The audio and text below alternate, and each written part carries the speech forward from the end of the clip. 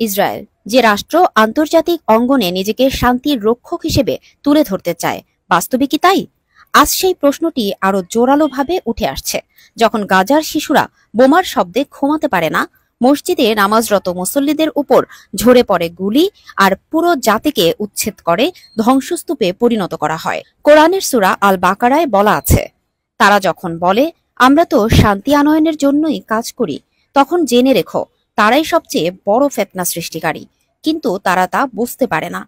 আজ ইসরায়েলের কর্মকাণ্ড যেন এই আয়াতের বাস্তব প্রতিচ্ছবি। ফিলিস্তিনের মাটি, যেখানে একসময় ইহুদিদের আশ্রয় দিয়েছিল তারাই, সেই ভূমি এখন দখলের শিকার। শান্তির নামে চলছে আগ্রাসন, গণহত্যা আর নিপীড়নের রাজনীতি। গাজা, পশ্চিম তীর, আল আকসা মসজিদ, কোনো কিছুই রেহাই পাচ্ছে না এই তথাকথিত শান্তিপ্রেমীদের হাত থেকে। ইসরায়েল শুধু গাজায় নয়, লেবানন, সিরিয়া, ইরাক, সুদান, বিশ্বের নানা প্রান্তে রক্ত ঝরিয়েছে। আন্তর্জাতিক আইন, জাতিসংঘের রেজুলেশন সবই উপেক্ষিত। তবুও তারা দাবি করে তারা সন্ত্রাস দমন করছে। প্রতিদিন বোমার নিচে চাপা পড়ছে শিশুদের কান্না, ধ্বংস হচ্ছে স্কুল, হাসপাতাল, ঘরবাড়ি, অথচ বিশ্ব যেন নির্বাক। বড় বড় রাষ্ট্রের নীরব সমর্থন ইসরায়েলের আগ্রাসনকে আরো উস্কে দিচ্ছে।